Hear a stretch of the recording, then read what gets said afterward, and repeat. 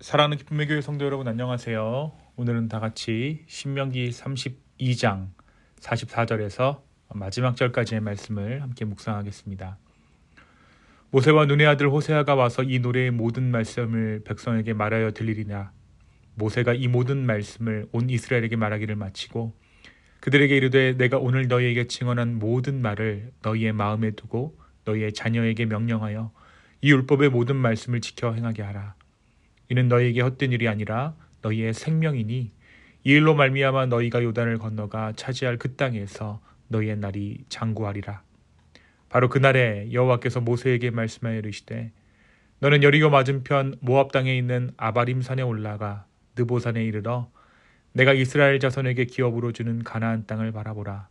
너의 형 아론이 호르산에서 죽어 그의 조상에게로 돌아간 것 같이 너도 올라가는 이 산에서 죽어 너의 조상에게로 돌아가리니 이는 너희가 신광야 가데스의 무리바 물가에서 이스라엘 자손 중 내게 범죄하여 내 거룩함을 이스라엘 자손 중에서 나타내지 아니한 까닭이라.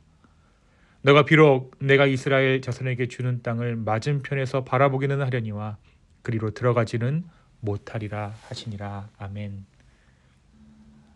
이제 어느덧 우리가 함께 묵상하는 신명기 말씀도 마지막에 다다르고 있습니다. 오늘 우리가 묵상하는 신명기 32장은 모세의 마지막 노래입니다. 하나님께서 어떠한 분이신지를 증언하고 이스라엘의 역사 가운데 드러난 하나님의 신실하심과 백성들의 불순종이 대조적으로 드러나는 그러한 장이 신명기 32장이라고 할 수 있습니다. 1절부터 43절까지의 말씀에서 모세는 하나님의 공의로우심과 신실하심을 선포합니다. 그리고 한편 이스라엘의 완악함과 배은 망덕을 하나님 앞에 고발하죠. 하나님께서는 당신의 백성이 언약을 저버릴 것을 이미 아셨지만 그럼에도 불구하고 그들을 포기하지 않으시고 결국 구속의 은혜로 회복시키실 것을 약속해 주십니다. 이 노래의 끝은 심판이 아니라 하나님의 백성과 그 땅을 위하여 속죄하시리라 라는 은혜의 선언으로 마무리됩니다. 이제 오늘 우리가 읽은 32장 44절에서 52절까지의 말씀은 모세의 긴 여정이 마침내 한 점으로 수렴되는 그의 생애의 마지막 장면을 그리고 있습니다. 모세는 여호수아와 함께 서서 하나님께서 주신 노래의 모든 말씀을 이스라엘 백성들 앞에서 낭독합니다. 이 노래는 단순한 고별사가 아니라 하나님 언약의 마지막 증언이 되었습니다. 모세가 백성에게 말하죠. 이 말씀을 너희 마음에 두라. 너희 자손에게 명하여 이 율법의 모든 말씀을 지켜 행하게 하라. 이 모세는 율법을 하나의 규칙이 모여져 있는 규칙 모음집으로 보지 않았습니다. 모세가 무엇이라고 이야기합니까? 이것이 너희의 생명이다 라고 선포하죠.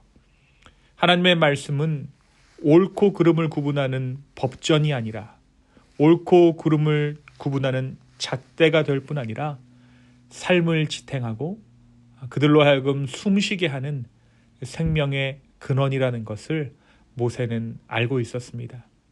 그래서 모세는 이스라엘에게 가나안 땅에서의 번영보다 하나님의 말씀 안에서 사는 삶이 진정한 복이라고 마지막 유언을 남기고 있는 것이죠. 그리고 나서 하나님께서는 모세에게 마지막 명령을 주십니다. 이제 너는 아바림 산맥의 느보산에 올라가라. 내가 이스라엘 자손에게 기업으로 준 땅을 너희 눈으로 보게 할 것이다 라고 하나님께서 모세에게 말씀하십니다. 그런데 모세에게 있어 그 땅은 멀리서 바라볼 수는 있었지만 들어갈 수는 없는 땅이었습니다. 그 이유가 설명되고 있죠. 그 이유는 그가 가데스의 무리와 물가에서 하나님의 명령을 어기고 이스라엘 앞에서 하나님의 거룩함을 드러내지 못했기 때문이라고 말씀은 전하고 있습니다. 그리고 하나님께서는 말씀하십니다. 너의 형 아론이 호르산에서 죽어 조상들에게로 돌아간 것처럼 너도 산 위에서 죽어 나의 품으로 돌아올 것이다. 이 말씀은 명령이면서 동시에 초대의 말씀입니다. 하나님께서는 그를 징벌로 부르신 것이 아니라 자신의 품으로 불러들이신 것이죠.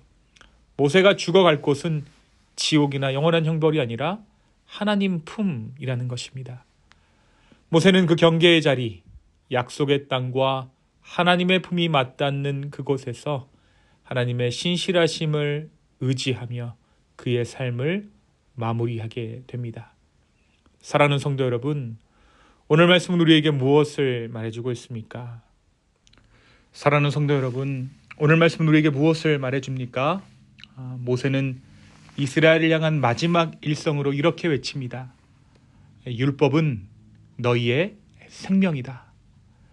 그의 음성에는 한평생 광야를 걸어온 사람의 간절함이 담겨 있습니다. 모세는 율법을 단순한 규칙이나 의무로 가르치지 않습니다. 그의 율법은 하나님과의 관계를 이어주는 생명의 통로, 즉 하나님의 숨결이 스며 있는 말씀 그 자체였습니다. 모세는 알고 있었습니다. 이스라엘이 가나안 땅에 들어가 번영을 누리게 되더라도 그 땅을 지켜낼 수 있는 힘은 군사력이나 부가 아니라 하나님의 말씀에 대한 순종이라는 사실을 모세는 알고 있었죠. 그래서 그는 이제 하나님 품에 안기기 전 마지막까지 백성의 마음에 하나의 진리를 새기려고 했던 것입니다.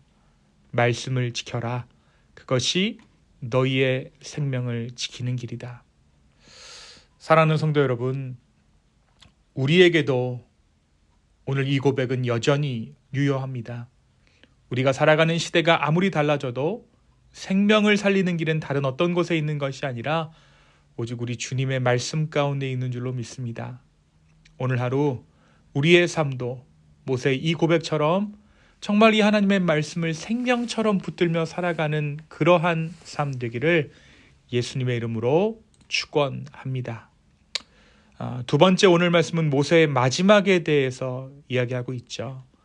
하나님께서 모세를 느보산으로 부르시면서 너는 그 땅을 바라보되 그리로 들어가지는 못할 것이다 라고 말씀하십니다.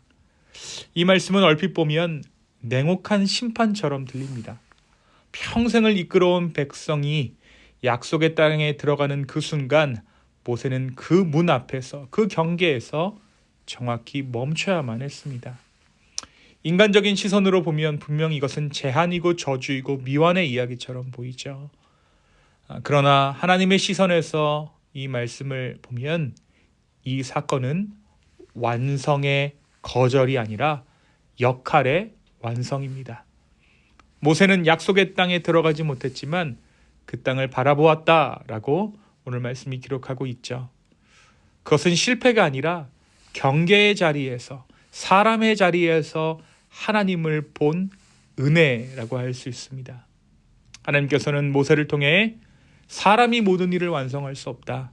그러나 그 미완 속에서도 하나님의 약속은 계속된다라는 진리를 드러내셨습니다.